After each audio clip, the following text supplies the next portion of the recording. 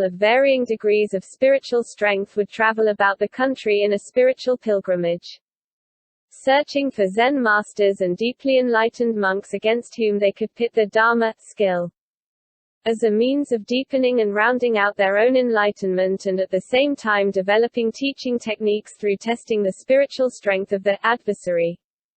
The verbal thrusts and counterthrusts that constituted these contests were later written down and compiled into collections of koans which are still widely used by Zen students in Japan. With the passing of one's first koan, the student enters a new phase of Dokusan. The tense and intense striving, alternating with moods of uncertainty, dejection, and despair, which hitherto characterized the student's appearance before the teacher, gives way to a relaxed, self-confident, and more nearly equal partnership with the Roshi. No more is the teacher father and mother but a wise elder sibling. To be sure, the disciple's movements are still groping and unsteady, like those of a puppy which has just opened its eyes on the world and taken its first steps, but the iron wall and silver mountain no longer confront one at every turn. Previously, when Dokusan was not dreadful, it was dreary. But now, moving from koan to koan, swallowing up whole rivers in one gulp and recreating heaven and earth with the lifting of a finger, the disciple experiences an ever-widening sense of power and freedom. For in grasping the spirit of the koans and throwing oneself wholeheartedly into the diverse roles created by them, one is able to express vividly and forcefully in concrete situations the truth one has perceived. But perhaps the greatest miracle is the feeling of gratitude that now arises toward his teachers, toward Buddhas and Bodhisattvas, toward all who have lent a supporting hand and encouraging word in one's hours of need. Now the disciple's oft-repeated vow to attain perfect enlightenment for the sake of all humanity takes on fresh and profound meaning. From what has been said, it is clear that the teacher's role in Zen training is transcendent. No one, nothing, can take the place of an enlightened master, and fortunate indeed is the student whose karma brings him or her into contact with one. But wise, compassionate masters are hard to find nowadays, as they probably always have been. Is, then, the practice of Zen without a teacher impossible? By no means. In the material comprising this section, serious-minded students will find answered by an outstanding contemporary Roshi virtually every question connected with practice that is likely to arise for them. A thorough reading of this section, therefore, along with the other sections, in which all the steps of practice are clearly set forth, will enable anyone to commence this journey on the road to enlightenment. A word may be in order as to how this Dokusan material was compiled. It was my privilege to be able to act as interpreter for Yasutani Roshi for several years. A circumstance which placed me in the unique position of being privy to the problems of Westerners training in Zen under him in Japan, and to the advice and instructions he gave them. It occurred to me that if these questions and answers could be recorded, they would be of incalculable value to students in the West and elsewhere who wished to discipline themselves in Zen yet lacked competent teachers. Furthermore, such a record would go a long way, I felt, toward dispelling the widespread notion that Zen is deliberate mystification or a sadistic expression of Japanese culture, as some poorly informed critics have termed it. The use of a tape or other recording device was out of the question, since it would have made the students self-conscious and interfered with the Dokusan, and therefore would never have been allowed by Yasutani Roshi. On the other hand, for me to have attempted to make notes during Dokusan would have been objectionable for the same reasons, and in any case would have been impossible if I were to make an adequate interpretation. I thereupon turned to the idea of jotting down in shorthand at the conclusion of each Dokusan, while the dialogue was still fresh in my mind, everything that had transpired. I believe that despite my less than perfect knowledge of Japanese, I have rendered a faithful transcription of the substance of the dialogue that passed between Yasutani Roshi and his 10 Western students. Whenever I was in doubt, I carefully verified my understanding with him. Still, it is possible that here and there I have failed to capture the full nuance of flavor of a comment by the Roshi, and for any such omissions I assume responsibility. It should be pointed out that the decision to publish this Dokusan material was not made lightly. Dokusan is normally regarded as a private matter between the Roshi and the student, for in order to ensure complete frankness between teacher and student, both must know that what transpires in the Dokusan room will not be divulged. Nonetheless, Yasutani Roshi consented to the publication of this material upon being assured that it would do much to correct the many misunderstandings that have appeared in books on Zen in English concerning the nature and purpose of Dokusan. He did, however, lay down the condition that no solutions to koans be revealed, so that students who later practiced under a Roshi might not be handicapped by reading such information. This condition has been respected. The encounters. Student. Student. I feel myself a prisoner of my ego and want to escape. Can I do it through Zazen? Would you please tell me the purpose of Zazen? Roshi. Let us speak of mind first. Your mind can be compared to a mirror, which reflects everything that appears before it. From the time you begin to think, to feel, and to exert your will, shadows are cast upon your mind which distort its reflections. This condition we call delusion, which is the fundamental sickness of human beings.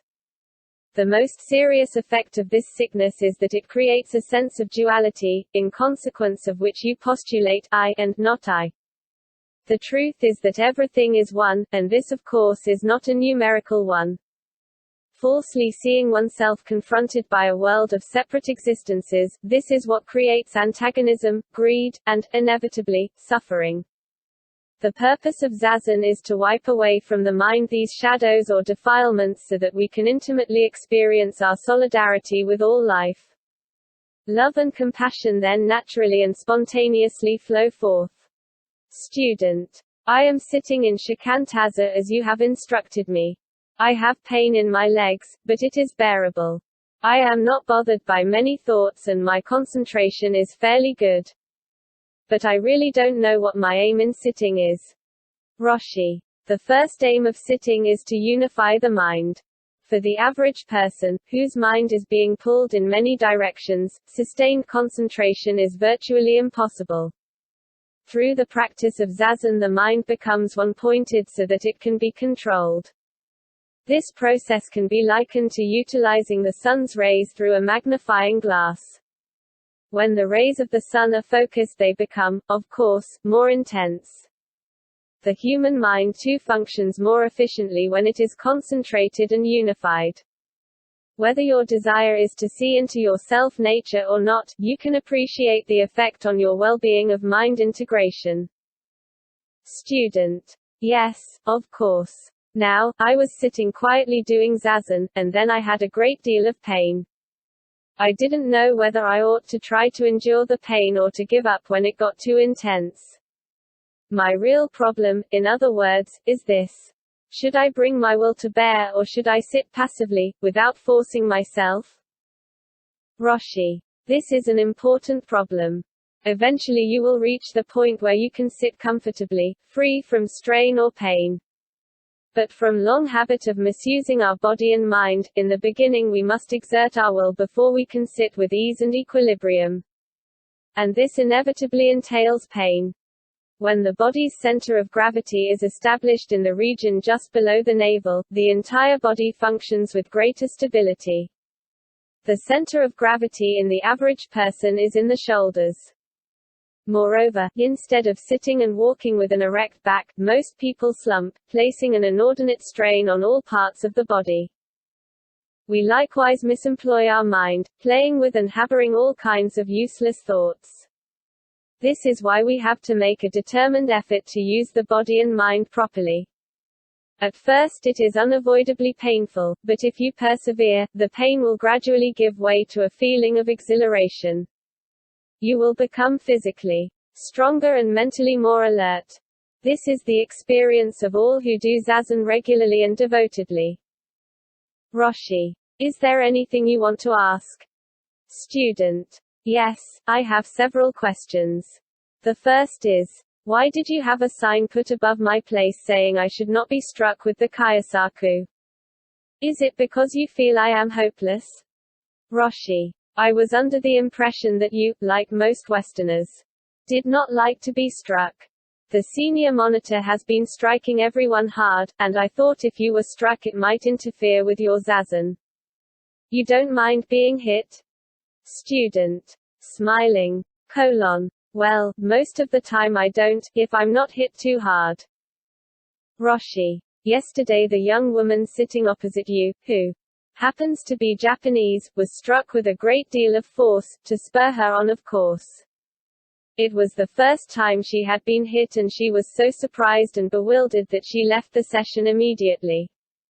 Fortunately she came back today and told me what had happened, so I had a sign placed over her saying she was not to be struck. Student. Anyway, I am glad to learn you don't think I am a hopeless case. This is my next point. Feeling energetic this morning, I began to think. I must empty my mind of useless thoughts so that wisdom may enter.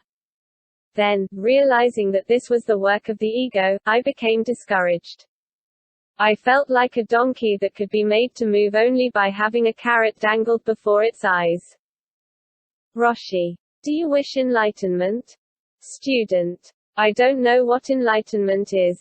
Yesterday I told you I wanted to banish my ego so that I could become a little wiser.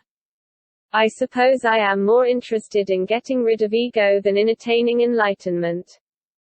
Roshi. Intrinsically there is no ego. It is something we ourselves create.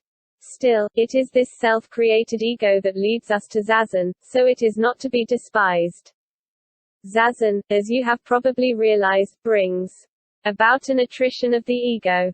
You can also get rid of ego by abiding by the rules of session instead of following your own inclinations.